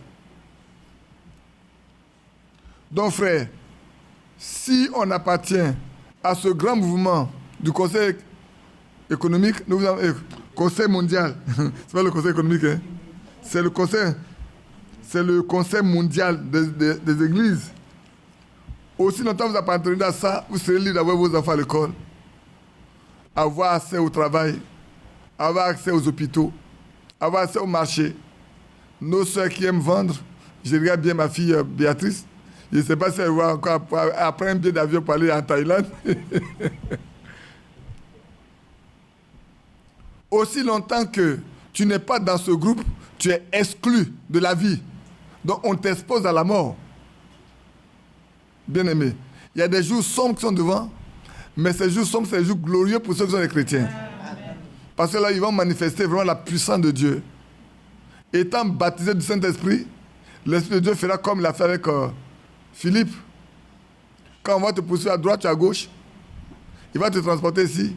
Et ce qui s'est passé dans le désert où rien n'a manqué, on pourra le vivre pleinement, frère. Regardez Élie. Quand il y avait la misère partout, les gens n'avaient pas à manger. Élie avait à manger chez la veuve de Srepta. N'est-ce pas vrai? Donc, n'ayez pas peur. Pour ceux qui sont de Dieu, vous n'avez rien à craindre. Amen. Vous n'avez pas besoin d'aller au marché pour manger. Vous n'avez pas besoin de cultiver pour manger. Vous n'avez pas besoin d'acheter pour manger. Notre Dieu est tout puissant. Il peut garnir notre table. Amen. Le matin, je disais, le Seigneur a dit à Pierre qu'il y a un poisson qui est un portefeuille. Porte-monnaie. Comme les gens veulent que tu payes la dîme, l'impôt, va prendre ma maison, ta canne à pêche, le premier poisson t'attrapera, mets ta main dans sa bouche. Tu ne le vends pas, tu ne le prends pas, tu ne le tues pas. Il doit de l'argent dedans, suffisamment d'argent pour payer notre impôt. Quand Pierre est parti, il a attrapé ce poisson, il a trouvé le montant qu'il fallait pour aller payer l'impôt de Jésus et son impôt à lui. Donc frère, la Bible est écrite pour qu'elle s'accomplisse dans la vie des croyants. Tout ce qui est décrit, c'est pour que nous voyons ça s'accomplir. C'est pour ça que nous avons besoin de nous laisser préparer aujourd'hui, frère. Laissons-nous préparer. C'est vrai. Je sais que nous tous, j'en parlais avec les enfants, vos frères hier. Tout le monde dit, mais tout est bloqué. On fait ça, ça ne se passe pas. Je regarde bien la soeur Monique est là. On fait ça, ça ne passe pas.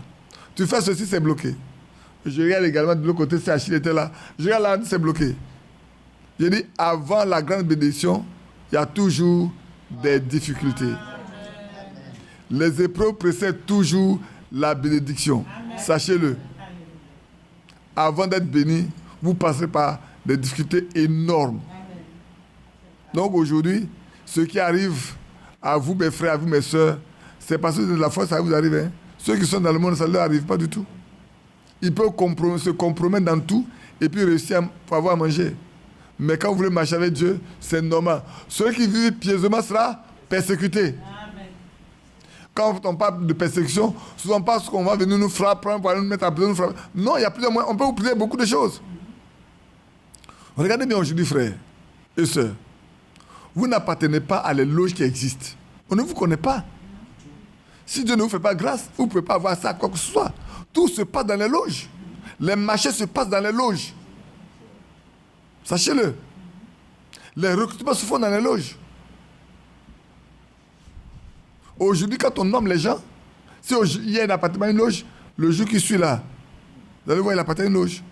Et dès qu'il rentre dans la loge, mais écoute bien, les fraternes, ils ont tous des affaires. Donc ils se passent les marchés entre eux. Comment vous voulez qu'ils sortent du rang pour aller passer le marché avec quelqu'un d'autre? Non. Mais si auparavant, tu fais du bon boulot que tu n'es pas au milieu d'eux, ils vont vouloir arracher ton marché pour quelqu'un d'autre. Je parlerai à mots codés. Moi, je connais une société qui était toute nouvelle, appartenant à un certain groupe. Mais j'ai vu des marchés arrachés à des personnes pour leur donner. On a arraché des marchés à d'autres personnes, qui faisaient bien leur travail d'ailleurs, hein, pour leur donner. Maintenant, quand ils ont des marchés, comme ils n'ont aucune compétence, ils vont venir sous-traiter avec toi. Ils n'ont aucune compétence. Ils vont t'appeler. Si tu ne veux pas traiter, mais le peu tu vas m'enlever. Donc tu es obligé de venir sous-traiter. Ouais, où va le monde? Et quand ça va arriver au Conseil mondial des églises, ça sera encore pire. Là, c'est purement politique. Mais là, quand c'est le monde qui gouverne là, ça sera encore difficile, frère. C'est pour ça que le temps est venu pour chacun de nous d'être un croyant. Un vrai chrétien. Si vous voulez vivre jusqu'à ce que le Seigneur vienne en paix, soyez chrétien. Soyez chrétienne. Prions, pliez les genoux jusqu'à ce que soyez remplis de Saint-Esprit. Le matin, je vous disais, il n'y a pas de chrétienté sans la conversion. Et il n'y a pas de conversion sans le baptême du Saint-Esprit. Le Seigneur a dit à Pierre, quand tu seras converti, affermis tes frères. Pourtant, Pierre a marché avec lui. Il a donné la clé à Pierre.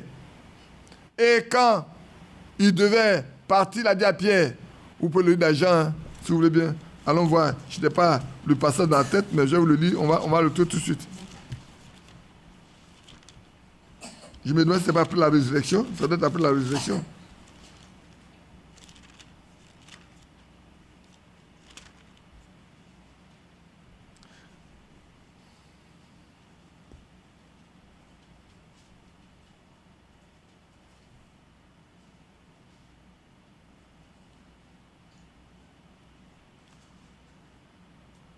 Je cherche ce passage-là.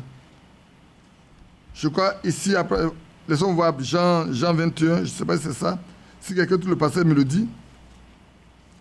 Il a dit, si tu as fermé, quand tu as converti, à fermer tes frères.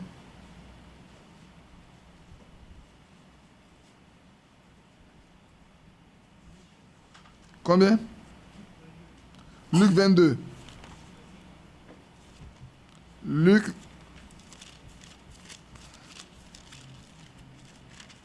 22, 35, 32. Le Seigneur dit à Simon-Pierre,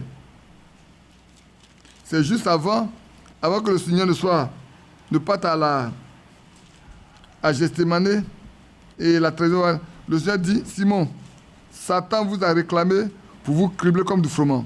Mais j'ai prié pour toi, afin que tu ne défailles point. Et toi, quand tu seras revenu, il s'est mis quand tu seras revenu, afin de frères. Ailleurs, il était quand tu seras converti, affermis tes frères. Dans d'autres traditions, il a mis quand tu seras converti, affermis tes frères. C'est pour ça que souvent, j'aime lire beaucoup de traductions.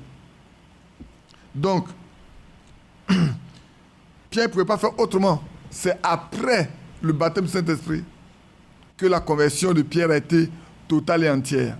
Et là, Pierre pouvait aider les autres à être fermes.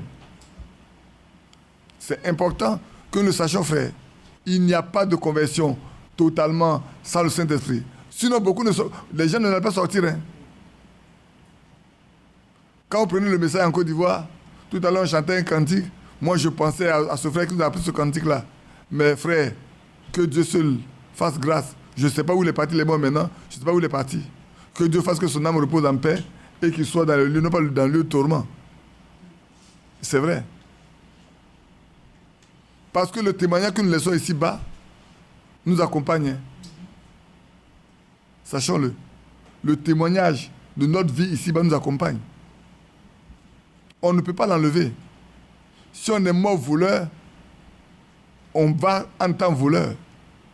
Si on meurt en état assassin, mais on part en tant qu'assassin. Et je lisais, voilà, je savais même devant moi ici, dans ce que l'ange a dit à Frère Branham. Il a dit que nos pensées parlent plus fort devant le trône que nos paroles sur la terre. Je voulais le dire à chacun de nous. J'essaie d'inscrire ici devant nous. Normalement, c'est en anglais. C'est pour ça que je ne veux pas le lire devant. Il dit, nos pensées parlent plus fort que nos paroles sur la terre. Nos pensées. C'est pour ça que la Bible nous dit d'avoir les mêmes pensées que celles qui étaient en Christ. Quand tu ne dis rien et que tu penses quelque chose de très mauvais sur quelqu'un, même quand tu ne l'as pas dit, sache que au ciel, ça a été enregistré. Parce que quand on lisait dans le psaume 139, le verset 1, verset 4, si vous voulez bien voir le livre, que vous sachiez. Frère, c'est pour ça que au fort de la situation, je vous ai dit, n'ayez aucun mauvais ressentiment envers qui que ce soit. Soyez chrétiens, priez pour vos cœurs, pour que n'ayez aucun mauvais ressentiment envers qui que ce soit. Parce que sinon, cela vous est retenu contre vous. Sachez-le, frère. Alors, en lisant le psaume 139,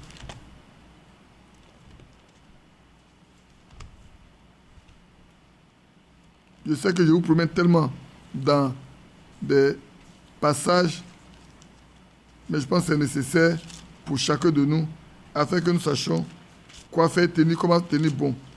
Dans le psaume 139, j'ai lu le verset 1 au verset 4. Au chef des chants de David, psaume, Éternel, tu sondes, tu me sondes et tu me connais.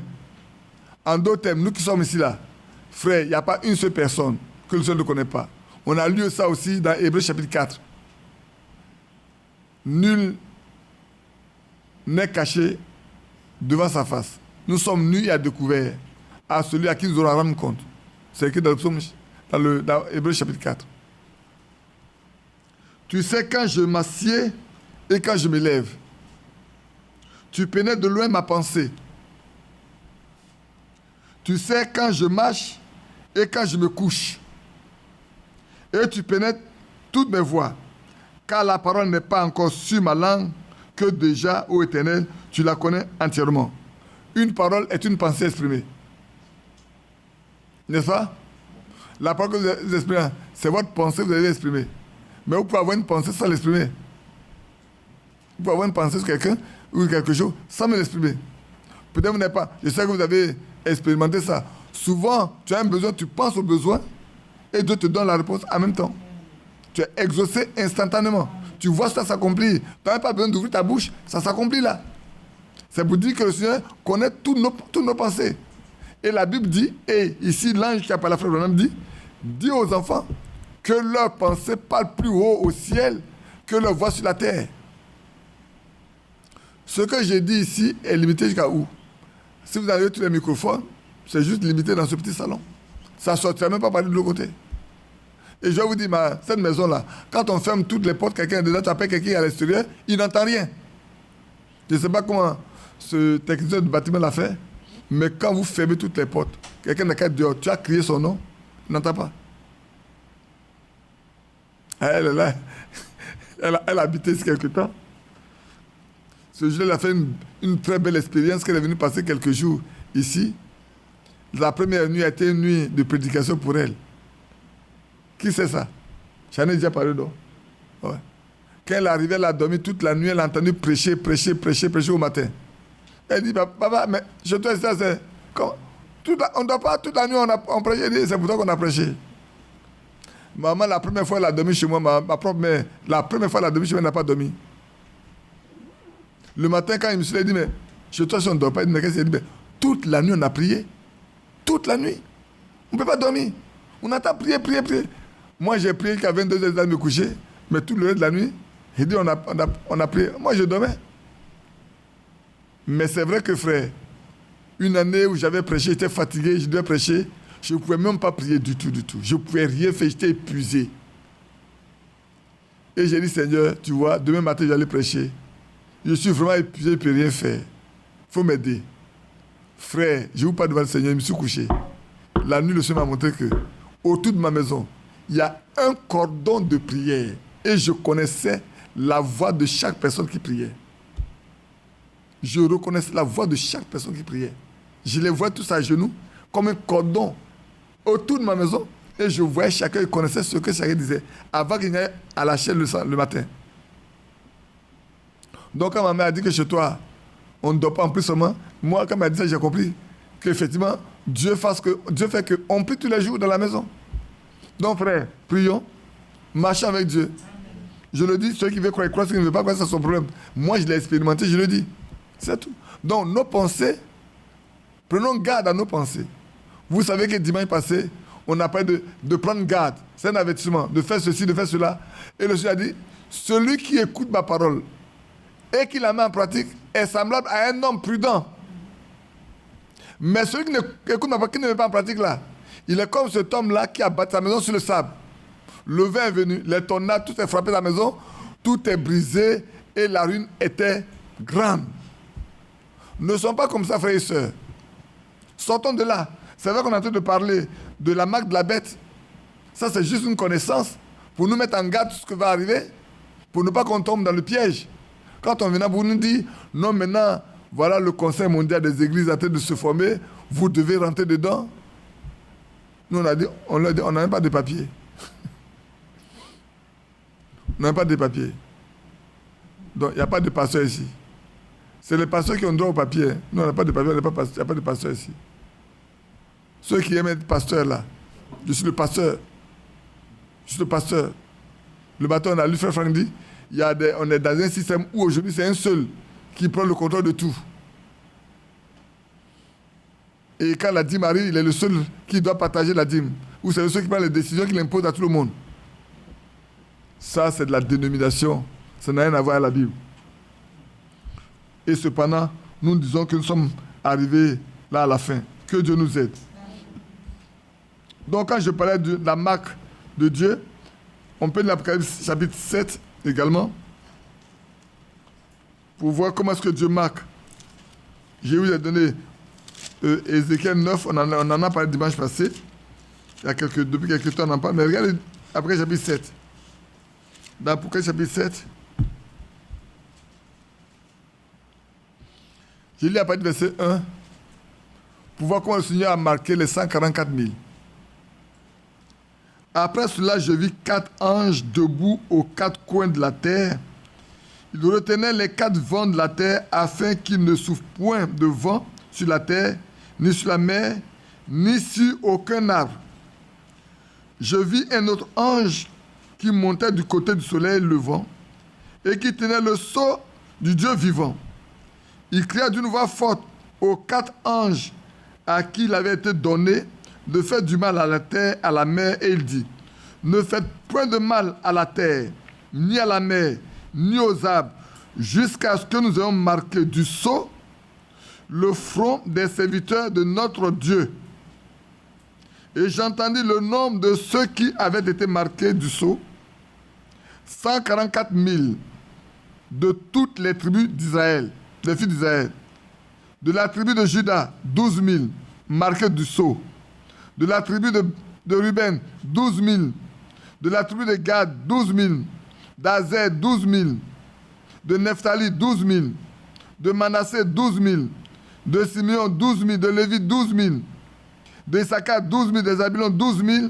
De la tribu de Joseph, 12 000. De la tribu de Benjamin, 12 000 marqués du sceau. C'est là qui a marqué, aucun homme ne pouvait voir le signe qui était sur eux. Et le sceau de Dieu, c'est le Saint-Esprit. Ces hommes vont recevoir l'évangile, ils vont recevoir le sceau de Dieu quand les 2 témoins d'Apocalypse chapitre 11 venait à prêcher l'évangile, il reconnaît qui est Christ. C'est pour ça que dans Apocalypse 14, on dit ça sur la montagne de Sion, eux seuls peuvent chanter, les cantiques sont chantés au ciel.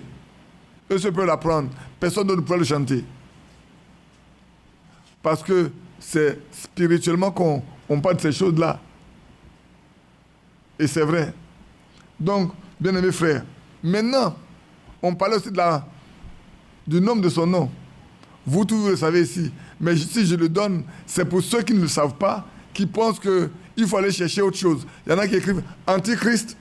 Antichrist n'est pas le nom de quelqu'un.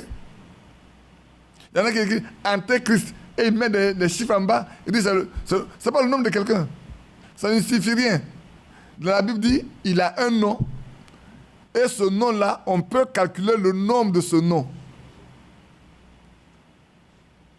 Et Dieu a donné à son serviteur de connaître le nom et de savoir comment calculer ce nom-là. Il a fait, et Frère Franck également l'a écrit dans le livre Apocalypse. Quand vous partez dans le chapitre 13, vous verrez bien que Frère Franck l'a réécrit, il a recalculé.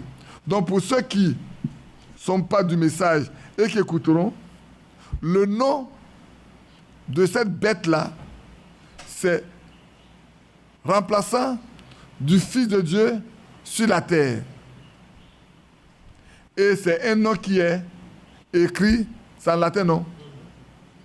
Vicarius Filii Dei. Donc, si vous calculez bien, vous écrivez ça en termes de nom romain. Le V qui fait 5 vicarius, vie. Le I qui fait 1.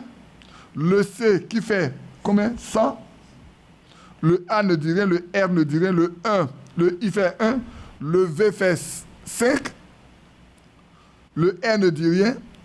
Et puis après, on a le F Filii, F-I, L, 2-I.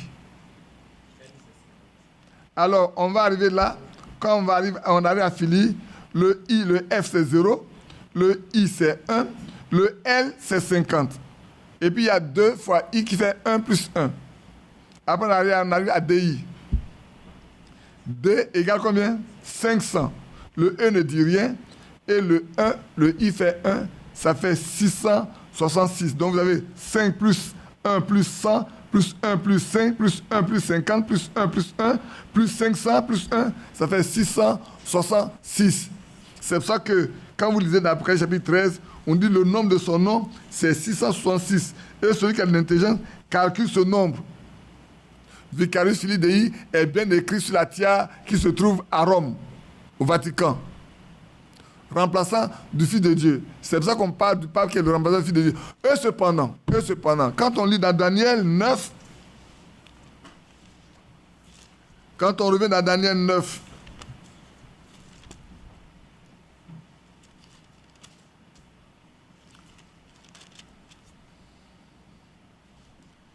je vais lire à partir du verset 25, mais la réponse est dans le verset 26.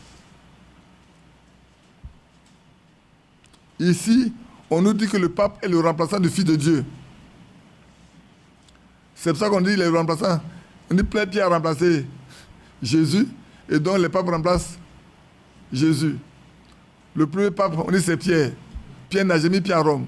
Il n'y a pas un livre concret, un livre, comment je peux appeler ça, franc, réel, juste qui peut dire que Pierre a fait un tour à Rome.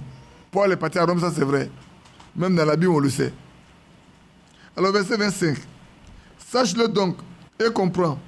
Depuis le moment où la parole a annoncé que Jérusalem sera rebâtie jusqu'au Messie, au conducteur, il y a 7 semaines et 62 semaines. Ça fait 69 semaines. Les places et les fossés seront rebâtis, mais en étant fâcheux. Après les 62 semaines, le Messie sera retranché. Et il n'aura pas de successeur. Amen. Le pays, le Messie, dans les 62 ans, les 62 semaines-là, quand les 62 semaines seront accomplies, le Messie sera retranché et il n'aura pas de successeur. Comment dit-on qu'aujourd'hui, on a un remplaçant du Fils de Dieu? Or, le Fils de Dieu, c'est le Messie. Ce qui a été dit à Daniel, que le remplaçant, le Fils de Dieu qui est le Messie, n'aura pas de successeur. Donc, personne ne va le succéder. Mais aujourd'hui, on nous dit qu'il y a un successeur dont le nom est Vicarius Filii Dei. C'est pour ça que la Bible nous dit il est qu'on doit calculer. Il a que celui qui a de la sagesse et de l'intelligence calcule le nombre de la bête. C'est un nombre d'hommes. Et son nombre est 666. Donc c'est un homme qui a un nom. De sorte que, nos bien-aimés, que Dieu vous bénisse. Sachez-le très bien que aujourd'hui, nous qui sommes du message, nous savons qui est la bête, quel est son nom et quel est son nombre. Et qu'est-ce qui va être l'image de la bête. Vous le savez aujourd'hui. C'est le Conseil mondial des églises. C'est l'instrument qui va servir vraiment à torturer, à faire entrer tout le monde. C'est ce conseil-là qui va mener tout le monde à marcher avec le pape.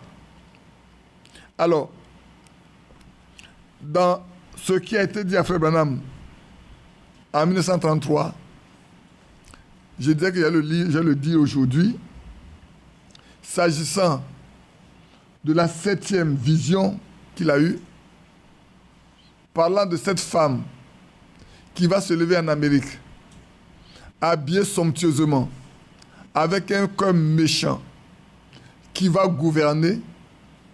Frère Branham lui-même a dit, la voix ne lui a pas donné de savoir qui c'est. Ça, c'est écrit ici.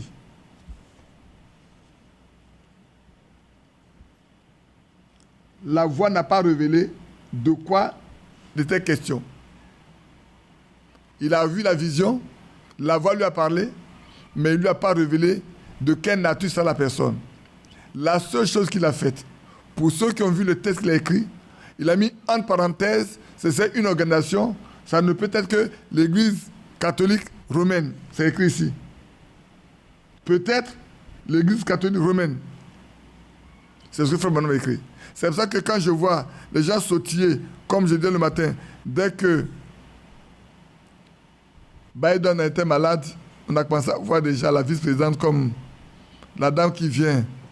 On a déjà vu son habit, on a vu qu'elle est, franchement, frère, ne faites pas de déduction de ce qui est. Ce que Dieu veut accomplir là, vous n'aurez même pas besoin de réfléchir, ça va s'accomplir pleinement et vous le verrez. Soyons tranquilles. Soyons tranquilles, frère. C'est pour ça que c'était très bien quand il a parlé de l'Union européenne, quand il a parlé des frontières de l'Union européenne, de l'Empire romain qui allait se constituer. Personne n'a su, jusqu'à ce que ça arrive et que Frère Franck en parle. Même quand Frère Franck en parlait, combien on fait attention à ça? Beaucoup n'ont pas fait attention à ça. Aujourd'hui, c'est rentré, excusez-moi, c'est rentré dans les habitudes communes. Personne ne fait attention au déroulement de ce qui se passe dans l'Union européenne.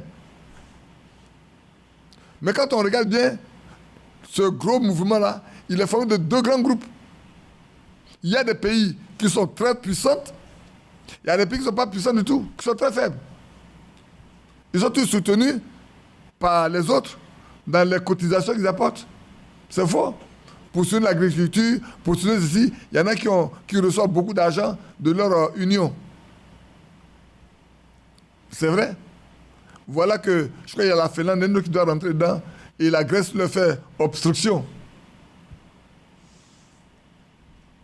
Donc, il y a des pays qui sont devenus très puissants. Même la Turquie est devenue très puissante maintenant aujourd'hui. Dedans. Et qui empêche d'autres de rentrer. Donc, frère, faisons attention. Mais quand je regarde la carte de l'Union européenne pour l'île de l'Empire romain, au premier âge, si on regarde bien, avec les frontières actuelles de l'Union européenne, on se rend compte qu'il y a des pays qui vont devoir sortir peut-être plus tard. Parce que si ce que Frère Branham a dit est vrai, et que c'est vrai, je le crois, beaucoup de pays qui sont actuellement dans l'Union européenne devront sortir de l'Union européenne. Qu'est-ce qui va les pousser à sortir? On ne le sait. Aujourd'hui, beaucoup ceux qui sont de l'autre côté déjà craignent qu'après l'Ukraine, ça soit leur tour. Parce qu'aujourd'hui, c'est une guerre internationale par procuration qui se mène. La fois dernière, je lisais que beaucoup de pays qui appartiennent à l'OTAN ont déjà vidé leur stock d'armement en les fournissant à l'Ukraine. L'Amérique a déjà livré le tiers de son armement également à l'Ukraine pour faire cette guerre-là.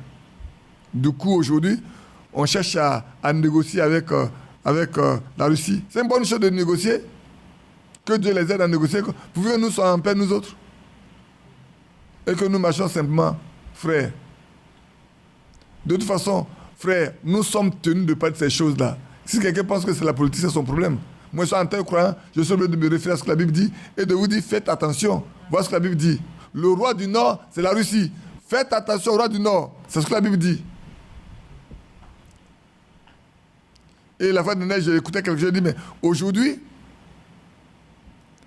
Israël ne peut pas s'opposer à la Russie. Pourquoi? Parce que ça lui donne la possibilité de s'attaquer aux pays arabes qui veulent avoir des armements nucléaires pour. Mais demain, ça ne sera pas la même chose. Demain, ça ne sera pas la même chose. Parce que dans la Bible, il est très clair que Israël n'a qu'à faire attention au roi du Nord. Ce n'est pas le communisme qui va régner. Celui qui va régner, c'est Rome. Mais celui qui va détruire, c'est l'autre. Chacun a son rôle. Chacun est un instrument dans la main de Dieu. Faisons bien attention, frères. Lisons, ces choses ont été écrites pour nous. Ces choses ont été prêchées pour nous. Beaucoup ne lisent même pas. Ou bien ce n'est pas dans le cadre de ce que Dieu leur a donné de prêcher. Alors ils n'en parlent pas aux autres. Que Dieu nous bénisse. Donc, bien-aimés, vous qui plus tard allez écouter ça, s'il vous plaît, le Fils de Dieu n'a pas de remplaçant sur la terre. Personne ne peut le remplacer. Personne ne peut remplacer celui qui est Dieu. Le Fils de Dieu n'est pas seulement un prophète. Il est Dieu. Est-ce qu'on peut remplacer Dieu? Non. Mes frères, vous ne voyez pas le piège. Aujourd'hui, on dit qu'il est remplaçant du Fils de Dieu. Mais qu'est-ce qu'on a lu d'après chapitre 13 là?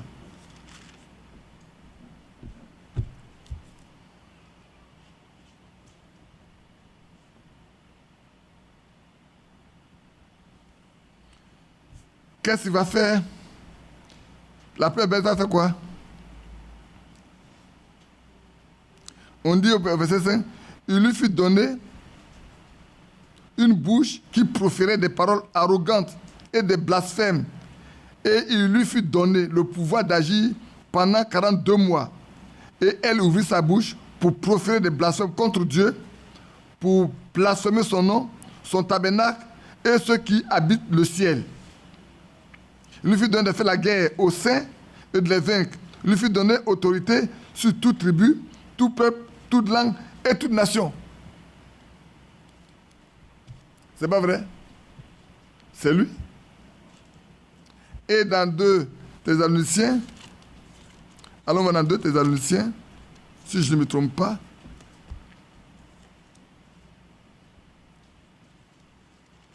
au chapitre 2, je crois.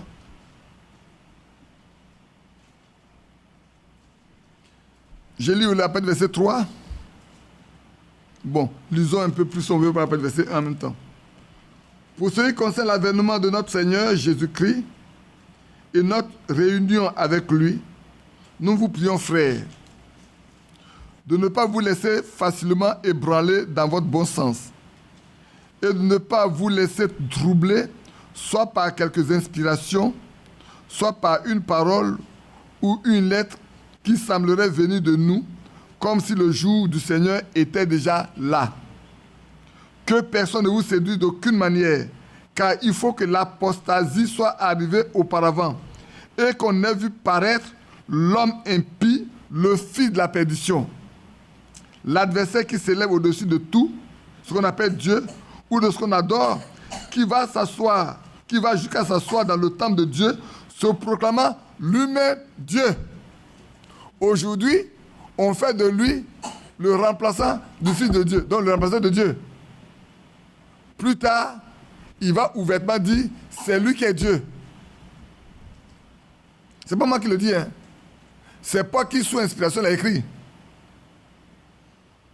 Ne vous souvenez-vous pas que je vous disais ces choses lorsque j'étais encore chez vous, et maintenant, vous savez ce qui le retient, afin qu'il ne paraisse qu'en son temps. Aujourd'hui, ce qui fait que l'impie, ce méchant n'apparaisse pas, c'est vous. Ah, là, ma fille me regarde. C'est vous savez pourquoi? Parce que l'enlèvement n'a pas encore eu lieu. Et le Saint-Esprit est là. Quand le Saint-Esprit sera enlevé, alors tout le pouvoir lui sera donné. Il pourra se lever pour dire, c'est lui qui est Dieu. Pour le moment, il est le remplaçant de Dieu. Mais plus tard, il ne remplacera plus Dieu, il ne sera plus le remplaçant, il sera Dieu lui-même. Et quiconque ne voudra pas l'adorer devra mourir. C'est alors que il va dire, alors Isaïe va dire, ah non, nous connaissons le Dieu d'Abraham, d'Isaac et de Jacob. Ce n'est pas un homme qui se proclame Dieu. Il est invisible, il est une lumière inaccessible, il vit une lumière inaccessible. Comment un homme qu'on a vu sur cette terre-là se lève?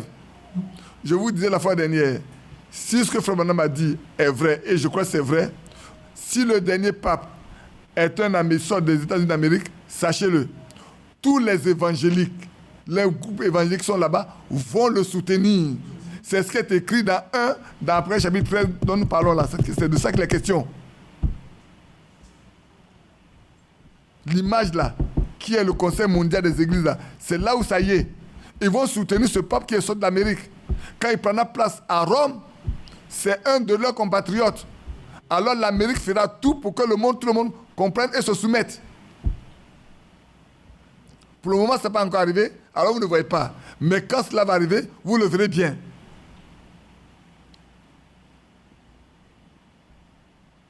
Et c'est pour ça que le frère Bernard a dit, faites attention au dernier pape. Peut-être celui qui est là. Peut-être c'est l'avant-dernier, il est en train de préparer le chemin. Quand je regarde toutes les démarches qu'il mène, tous les efforts qu'il fait, ce qu'il prétend faire et dire, prenons garde. S'il est l'avant-dernier, le jour où on verra qu'il est tombé, qu'il n'est plus là, celui qui va venir là, ça sera le dernier. C'est pour ça que j'ai ri la première fois, quand il est apparu, celui-là est apparu, et que tout le monde tremblait. J'étais au bureau comme on voyait des MS partout. Frère, j'ai dit non, frère, ce c'est pas lui, parce qu'il n'est pas sorti des États-Unis d'Amérique, il est sorti de l'Amérique du Sud. Il n'est pas sorti des États-Unis. Même s'il sortait du Canada, ce n'était pas lui. Même s'il sortait du Brésil, ce n'est pas lui. Il faut qu'il sorte de l'un des 50 États des États-Unis d'Amérique. Que Dieu nous bénisse. Vous voulez qu'on continue un peu? Là, on va rentrer dans ce qui est difficile. C'est notre vie. Alors, je voudrais bien garder ça pour dimanche prochain. Pour se donner toute la journée. Pour parler de notre vie. De la restauration de notre vie individuelle. De notre vie familiale. De notre vie de couple, de notre vie de foyer. Et également de la restauration de l'Église elle-même.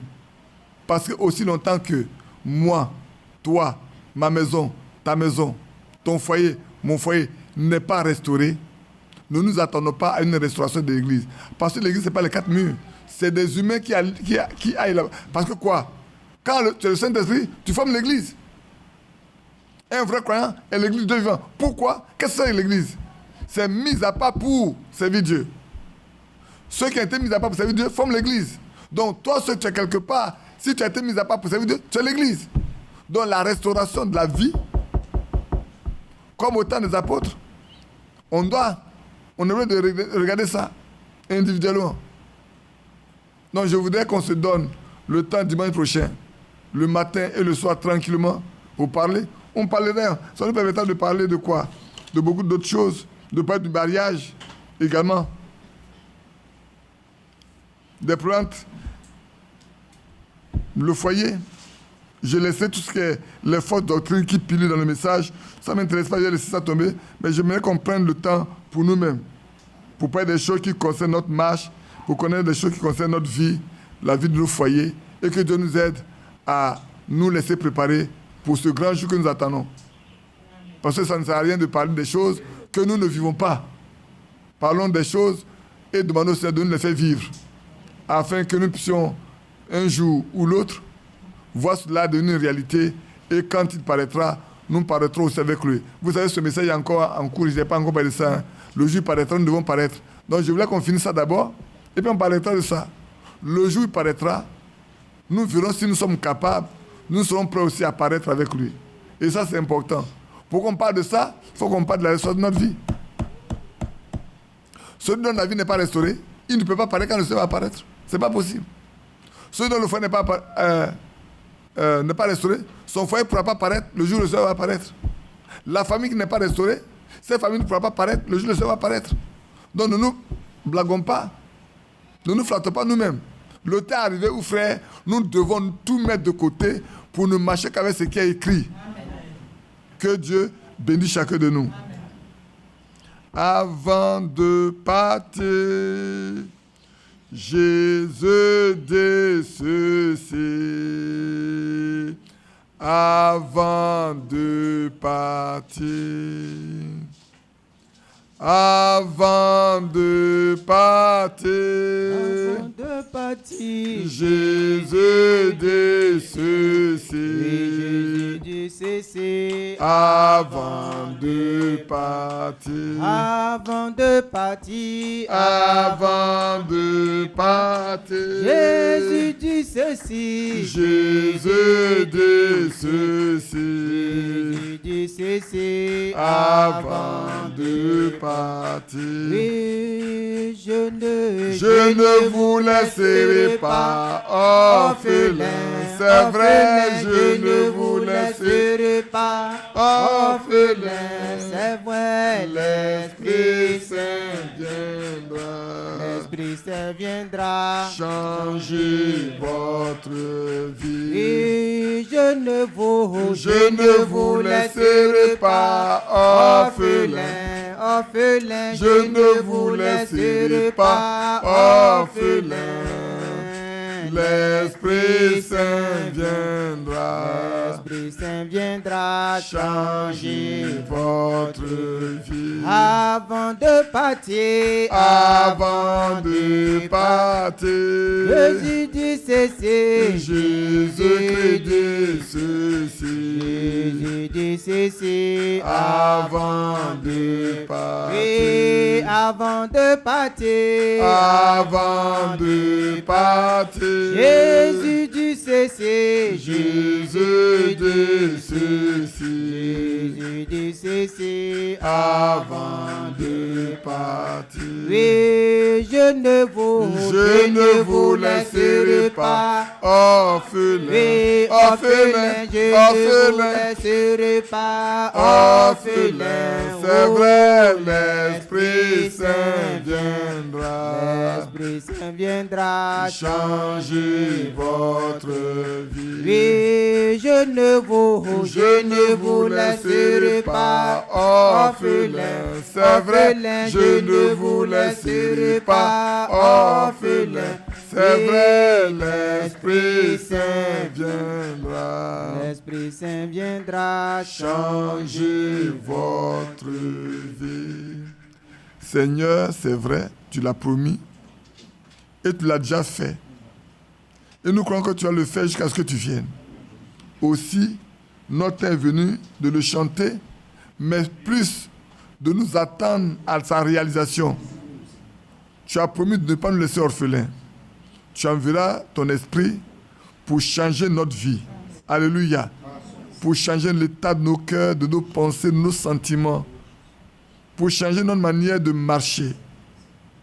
Oh oui, quand Jacob a rencontré l'ange ce jour-là, après cette rencontre, même sa démarche a changé.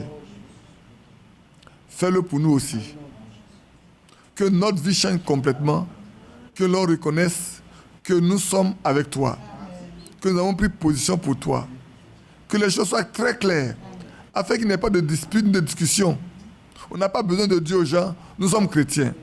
Comme ce matin, nous parlions de ce jeune frère qui est en train de faire un effort pour de répandre cette lumière qu'il a reçue autour de lui. Au point où on lui a dit, toi tu es chrétien, nous sommes religieux. Seigneur, donne encore aujourd'hui que les gens reconnaissent qu'il y a des chrétiens sur cette terre, des gens qui appartiennent à Christ, dont la vie est identique à la vie de Christ. Et comme Paul pouvait dire, Désormais, ce n'est pas moi qui vis, c'est la vie de Christ qui vit en moi. C'est Christ qui vit en moi. Seigneur, que Christ vive sa vie en nous. Accorde le Père. Nous avons passé ce temps, le matin, à parler de la restauration de l'Église, de parler des anciens, de parler avant, dimanche passé, des ministères. Ce soir, de parler également de ce piège qui attend les religieux, avec la constitution du Conseil mondial des Églises. Sachant que, Père, un jour viendra où cela sera oppressif. Donne-nous d'avoir la foi pour ne pas nous laisser emporter dans cela, mais de nous garder loin de ces choses et de résister. Parce que tu dis, c'est là la persévérance des saints. Oui, accorde-nous d'être persévérants jusqu'à la fin. Bénis mes bien-aimés frères, bénis mes soeurs, bénis tous ceux qui ont écouté en ligne. Que chacun puisse trouver son compte et voir ce qu'il est nécessaire pour désormais se consacrer mieux à toi. Bénis-nous et bénis cette semaine qui a commencé au nom de Jésus-Christ. Amen. Amen. Que Dieu nous bénisse. Faites chanter un dernier cantique avant que nous nous séparions. Comme je vous ai dit, dimanche prochain, je serai avec vous certainement. On fait la réunion matin et soir. Ne vous en faites pas, je ne vais pas me laisser presser parce que je dois aller prendre l'avion la nuit. Je n'ai pas encore mon billet d'avion, je vais l'acheter certainement cette semaine. Et puis je vous laisserai pour une semaine. Le frère Yapi, le dimanche 18, viendra tenir la réunion. Que Dieu vous bénisse. Priez pour nous. Prions les uns pour les autres. Les temps sont très très difficiles, très durs. Vos frères qui ont des activités professionnelles, libérales ou des petites sociétés à gérer, les temps sont très très lourds pour eux. Des sœurs également passent par ce même chemin. Prions que Dieu seul débloque la situation. Ne faisons pas comme les religieux qui disent « Ah, il y a des blocages, alors il faut prier spécialement pour les blocages. » Rien n'est plus fort que Dieu. Si cela a lieu, c'est que Dieu le veut pour nous. Remercions-le, bénissons-le, regardons ensemble à notre Dieu qui peut tout faire. Une fois encore écoutez, rien ne peut arriver si Dieu ne l'a pas permis. Si cela arrive, cela doit concourir à notre bien. N'est-ce pas? David est passé par là. La fin a été glorieuse. Même quand son propre fils a voulu s'attaquer à lui, la fin a été glorieuse, même s'il a perdu son fils. Job est passé par là. Après, il a eu les plus belles filles du pays. Il a été le plus riche plus tard. Même quand il est sorti juste là, on lui a fait tellement de dons. Dès qu'il a été réparé, on lui a fait tellement de dons. Il n'a même pas encore cultivé quoi que ce soit. Hein. Il avait de l'or, il avait de l'argent, il avait des bœufs, il avait des brebis. Juste après être sorti de là, vous pouvez le lire. Comme les gens sont venus, voilà. Maintenant tous ceux qui l'avaient méprisé, ceux-ci sont venus maintenant dire « Ah, Job, tu as souffert. Franchement, tiens ça là pour te consoler. Job, tu as tellement souffert. Tiens ça. Job était assis à la maison. Hein. Il pouvait recevoir tout ce qui lui était nécessaire. Cela vient de celui qui fait don, à qui fait grâce, et qui fait miséricorde, à qui fait miséricorde. Demandons à notre Seigneur de nous faire grâce et de nous faire miséricorde. Amen.